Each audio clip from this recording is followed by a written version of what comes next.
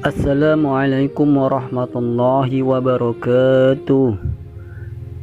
Sahabat beriman yang dimuliakan Allah Subhanahu wa taala, kehadiran malaikat di rumah tentu membawa rahmat dan berkah dari Allah Subhanahu wa taala.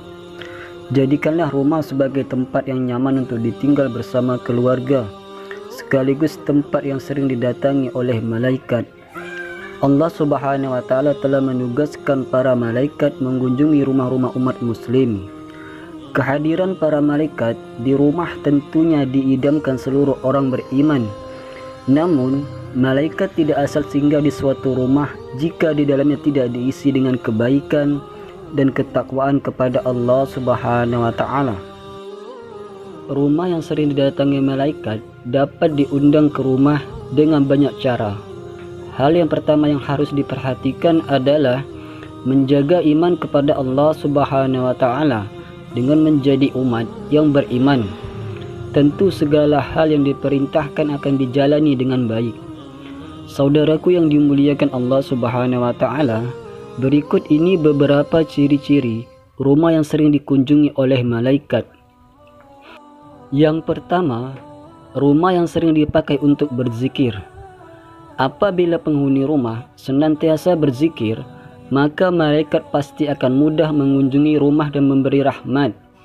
Dari Abu Hurairah radhiyallahu anhu bahwasanya Rasulullah SAW bersabda, suatu kaum tidak duduk dalam suatu tempat untuk berzikir kepada Allah kecuali mereka dikelilingi oleh para malaikat dan diliputi rahmat, dan Allah menyebut mereka termasuk orang-orang yang ada di dekatnya. Lalu yang kedua, rumah yang dijadikan tempat solat. Solat adalah ibadah paling utama bagi seorang muslim. Rumah bisa menjadi tempat solat sehingga ibadah ini dapat memberi cahaya dan ketentraman bagi penghuninya. Diriwayatkan dari Aisyah, Rasulullah SAW solat malam, dan jika hendak solat witir, beliau membangunkan Aisyah dan menyuruhnya untuk salat. Hadis riwayat Muslim. Rumah yang pemiliknya senantiasa melaksanakan salat juga akan membuat malaikat senang datang berkunjung. Dari Abu Hurairah, Rasulullah SAW bersabda, di tengah-tengah kalian ada malaikat yang silih berganti bertugas mengiringi kalian di waktu malam dan siang hari. Mereka bertemu ketika waktu sholat asar dan waktu sholat subuh. Malaikat yang mengawasi kalian naik ke langit. Lantas Allah bertanya kepada mereka, bagaimana kalian meninggalkan hamba-hambaku? Para malaikat menjawab, kami tinggalkan mereka sedang mereka tengah mendirikan sholat, dan kami datangi mereka sedang mereka mendirikan sholat. Lalu yang ketiga, rumah yang digunakan untuk membaca Al-Quran. Rumah yang sering digunakan untuk membaca ayat-ayat Al-Quran akan dihadiri oleh malaikat dan ditinggalkan setan-setan. Berdasarkan hadis riwayat Ibnu Sirin, Rasulullah SAW bersabda, sesungguhnya rumah yang di dalamnya dibacakan Al-Quran, maka lapanglah penghuninya, banyak kebaikan, malaikat menghadirinya, dan setan-setan meninggalkannya. Namun sebaliknya, rumah yang tidak dibacakan Al-Quran, maka sempitlah penghuninya, sedikitnya kebaikan, malaikat meninggalkannya, dan setan-setan mendekatinya. Rasulullah telah mengajarkan kepada kita cara menjaga diri dan rumah dari setan. Salah satu contohnya ketika seorang muslim masuk rumahnya sambil mengucapkan Bismillah.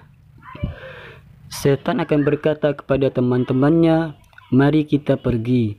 Tidak ada tempat bermalam untuk kita di rumah ini.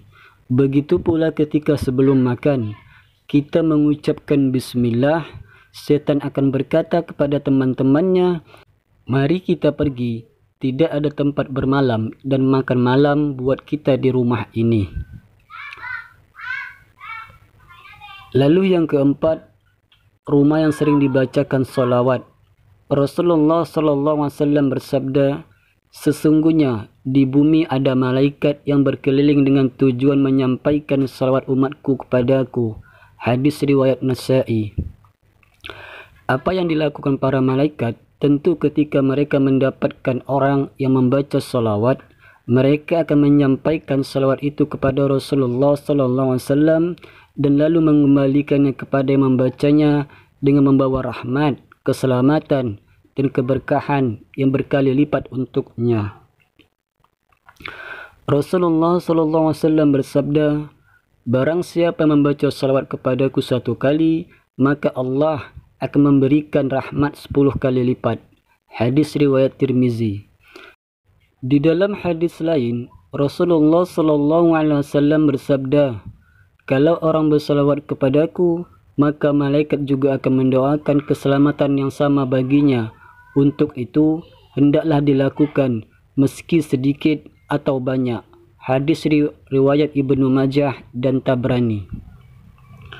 Lalu yang ke rumah yang sering dikumandangkan azan. Salah satu keutamaan azan adalah dapat mengusir setan atau jin. Setan akan lari terbirit-birit ketika mendengar suara azan. Diriwayatkan dari Abu Hurairah radhiyallahu an, ia berkata, Rasulullah sallallahu alaihi wasallam bersabda, apabila azan dikumandangkan, setan lari terkentut-kentut sehingga dia tidak mendengar azan. Hadis riwayat Bukhari dan Muslim. Maka sangat dianjurkan agar di dalam rumah kita juga dikumandangkan azan. Tidak ada salahnya mengumandangkan azan di dalam rumah walaupun kita tengah sendirian, karena hal itu berfungsi untuk mengusir syaitan. Setiap azan yang dikumandangkan akan didengar oleh semua makhluk sejauh suara kita, dan tidak terkecuali pula para malaikat Allah Subhanahu wa taala. Rasulullah sallallahu alaihi wasallam bersabda, seorang muazzin diampuni sejauh suaranya dan menyaksikan untuknya setiap yang basah dan kering. Hadis riwayat Ahmad, Abu Daud, An-Nasa'i, Ibnu Hibban dan Ibnu Majah. Pengertiannya, setiap yang basah dan yang kering adalah memuat segala sesuatu yang ada di alam raya, karena tidak ada sesuatu pun di alam ini yang bisa lepas dari salah satu sifat keduanya. Saudaraku yang dimuliakan Allah Subhanahu wa taala, demikianlah beberapa ciri rumah yang sering dikunjungi oleh malaikat. Semoga rumah kita termasuk salah satunya yang mendapat limpahan rahmat, berkah dan perlindungan Allah Subhanahu wa taala. Semoga apa yang saya sampaikan bermanfaat. Jika ada kata-kata yang salah, mohonlah dimaafkan. Singkat cerita, wassalamualaikum warahmatullahi wabarakatuh.